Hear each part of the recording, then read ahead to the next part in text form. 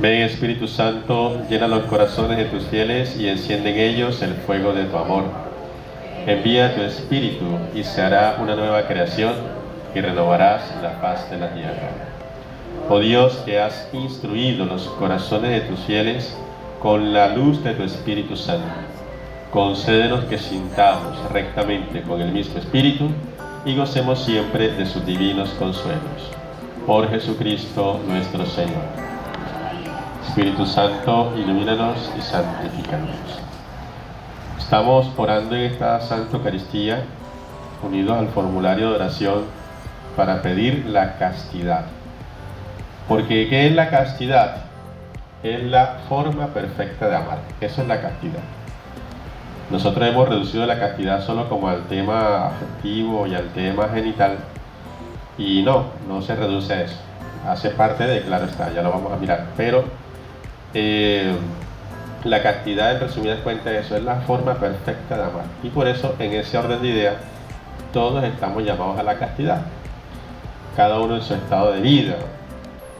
Quienes están casados deben vivir la castidad matrimonial, que consiste en esa fidelidad a su esposo, a su esposa, en esa exclusividad del corazón a esa persona por la que he optado, por la que he elegido.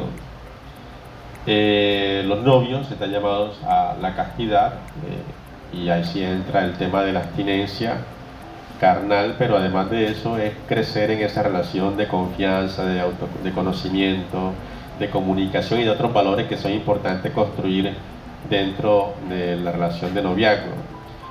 Los solteros, que es una vocación también, como lo es el matrimonio, porque no todo el mundo nace para casarse, quienes nacen también para vivir esa vida de soltería, no deben estar dados al libertinaje sexual, sino que deben guardar ese amor que no reservaron a una persona para servir y amar a todos aquellos que Dios pone en su camino, especialmente a su familia. Y el sacerdocio, en el don vive la castidad, especialmente a través del don del celibato, que es lo que podemos entender aquí cuando Jesús dice: hay unos que se hacen eunucos por el reino de los cielos. El eunuco era una realidad de castración, en el caso nuestro pues obviamente no, pero sí se refiere a la exclusividad del corazón, porque hay que entender algo, que el sacerdocio como sacramento vocacional, al igual que el matrimonio, es una alianza nupcial, en el sentido en que nosotros somos sacramento de Cristo, y como Cristo es esposo de la iglesia, el sacerdocio es también sacramentalmente esposo de la iglesia, de tal manera que no somos solteros, pues estamos casados con la iglesia. Ese es el sentido del anillo que usa el obispo, ¿no? Especialmente el obispo, y nosotros participamos del sacerdocio por la obediencia a un obispo. Entonces somos llamados al celibato, al don del celibato, que es un don y hay que pedírselo a Dios. Por eso dice al final: el que pueda entender, que entienda, porque al mundo hoy, un mundo tan sexuado, no le cabe en la cabeza eso, como una persona puede vivir sin casarse, puede vivir sin una pareja, puede vivir sin una mujer, no lo entiende. Entonces, ¿quién no entiende? El que lo ha recibido. Y a la gente le cae la fan: padre, ¿y por qué los curas no se casan? Y uno dice: ¿tú por qué no te casas y te puedes casar? Ah, no, es que yo no me quiero casar. Es porque quieres verlo casado y todo te quieres casar. Son las incomprensiones de la vida, ¿verdad? Pero es un don, es un estado de vida al cual nos ha llamado el Señor, y por eso hay que pedir la gracia del celibato.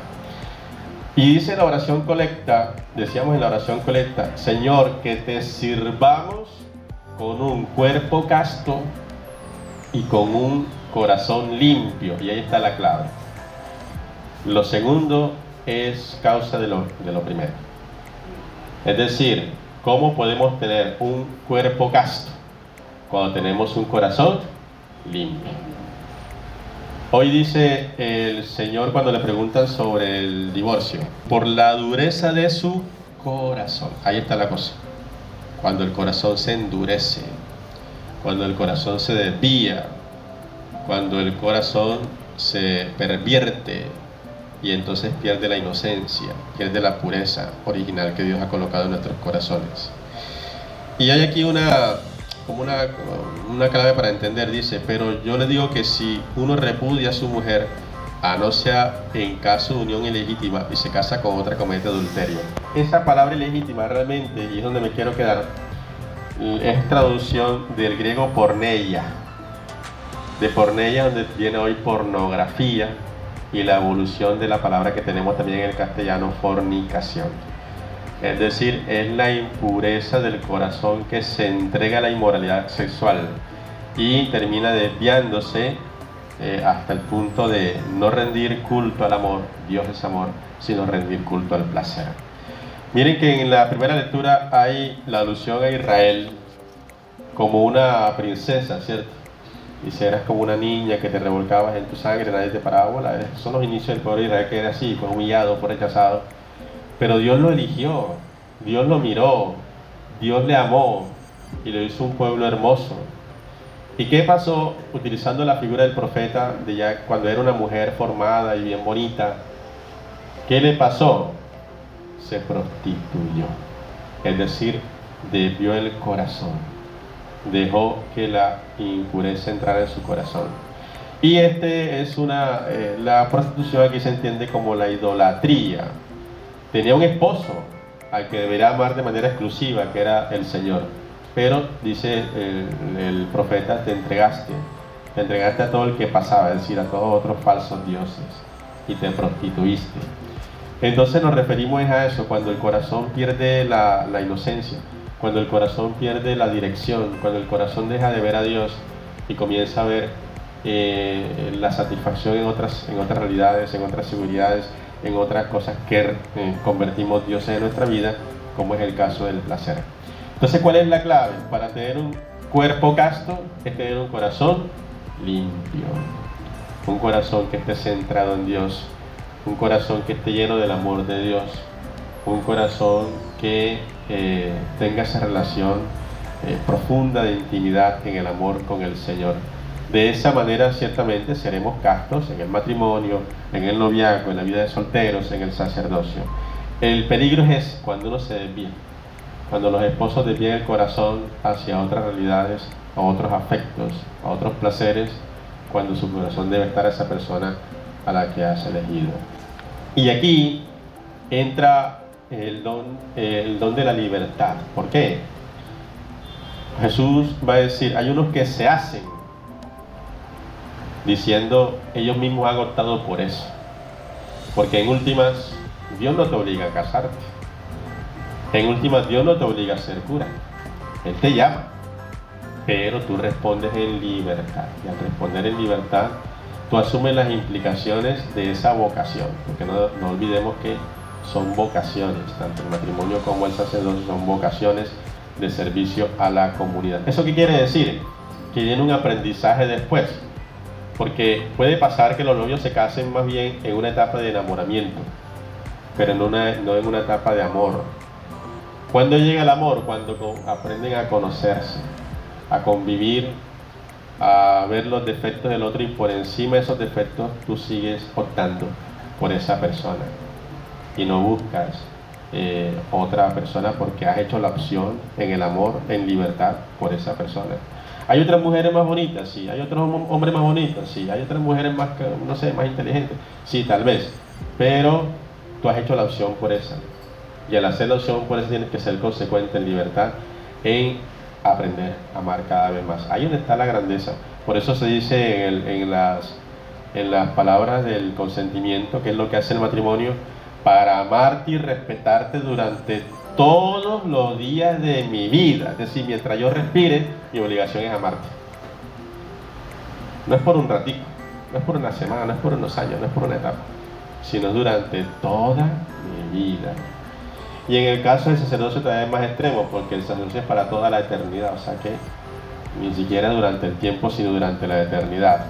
Entonces uno ha hecho la opción, y es posible que también un sacerdote se pueda ordenar sin tener en su corazón muy clara esa opción por el celibato. Pero en el camino, cuando descubra la grandeza del sacerdocio, está llamado a aprender a ser célibe.